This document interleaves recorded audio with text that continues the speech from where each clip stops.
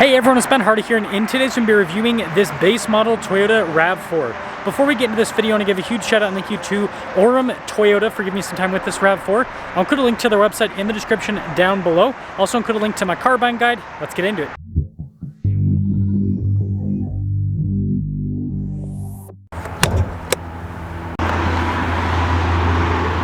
Under the hood we have a 2.5 liter 4-cylinder that goes through an 8-speed automatic.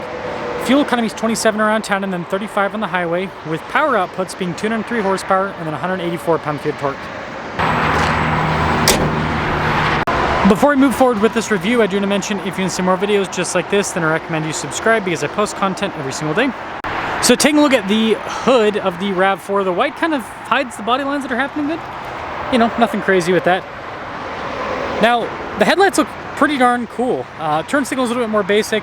No fog lights on this model. Again, the LE is going to be not super feature packed compared to other RAV4s, but the front end looks good. Now our tire wheel setup is 225 by 65 by 17 in the front and over in the rear. And you can see again with the wheels a little bit more basic. I think those are actually hubcaps.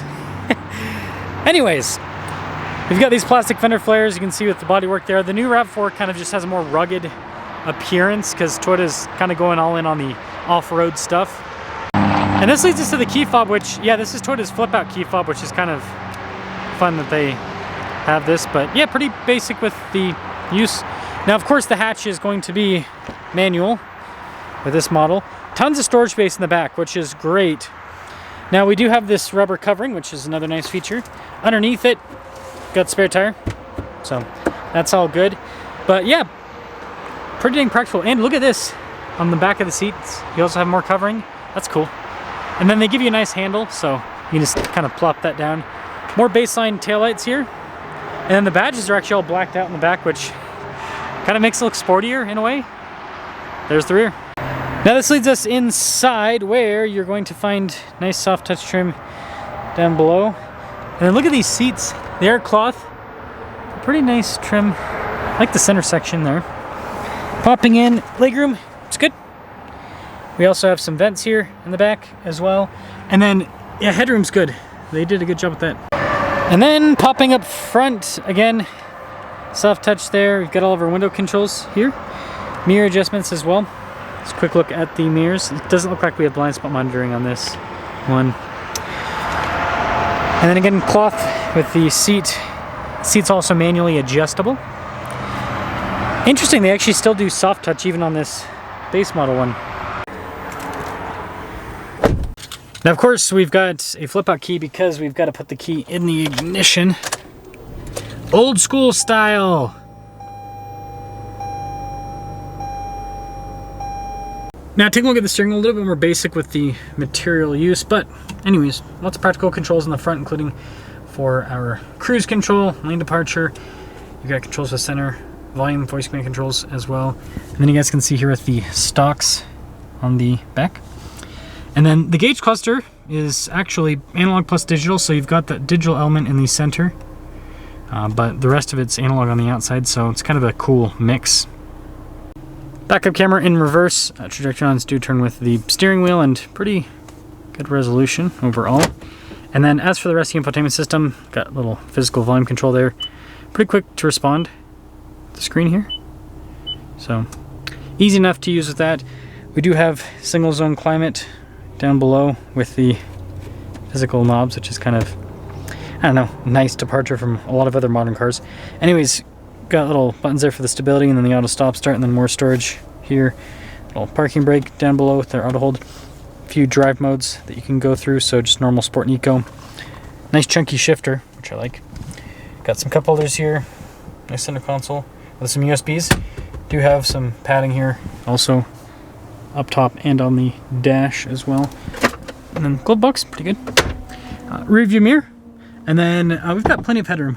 So it starts at under $30,000. After all options and everything, $31,001 is the total MSRP. Let's see how it performs. I almost tried to go for a push button. I forgot I have to stick the key in the ignition.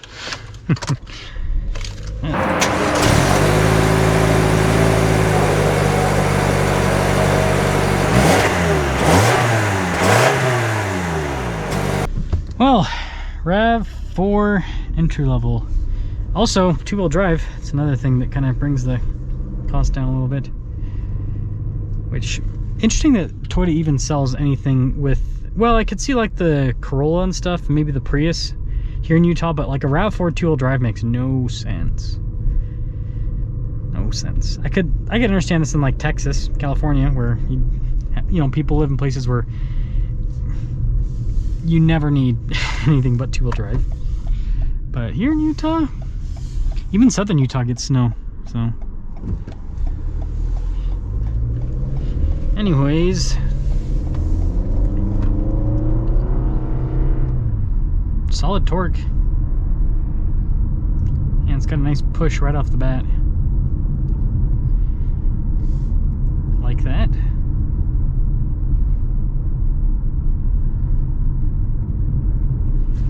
Handles well. The RAV4 is a nice setup when you put everything together. It's pretty comfortable, smooth ride, and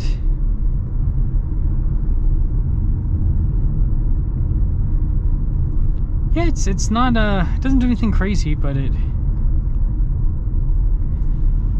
does everything well. And that's one of the things about Toyota is they almost never win first place. I mean, reliability, right? That was the thing that people always know Toyota for, but you know, they almost never really win first place in a lot of things, but it's just like they do a lot of things well enough that it kind of just makes the overall car just a lot better than the competition. It's kind of what it seems like.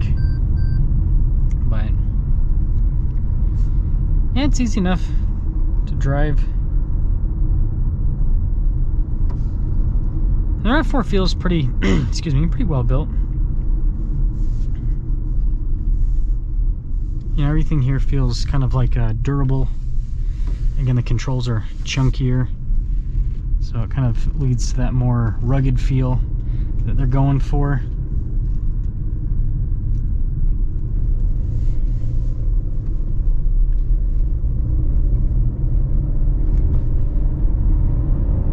Man, it's quick. It is quick. And this four-cylinder does really well, and it's smooth. That's the thing that I really like about it, is it's just a smooth powertrain.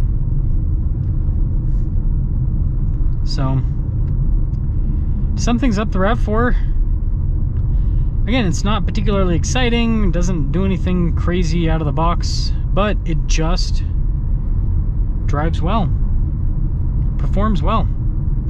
And it's got a lot of Toyota's, it's not old, but it doesn't have some of the modern stuff that Toyota's done that has kind of caused some drama. It's just an NA 4-cylinder, 8-speed auto, torque converter. Nothing crazy. And again, this one's pretty basic, so there's just not a lot that can go wrong in this car. So long-term reliability seems to be very plausible with the RAV4. So, let me know what you guys think. But I think overall this drives really well, and they've kept things simple, and I think that keeping things simple is what is important for the RAV4, because that's why people buy this. They buy this because basically reliable, and it's not, I mean, the RAV4 has gotten more expensive, but it's more affordable compared to some of the other Toyota SUVs, and so it's like you got reliability, affordability. What more could you ask for?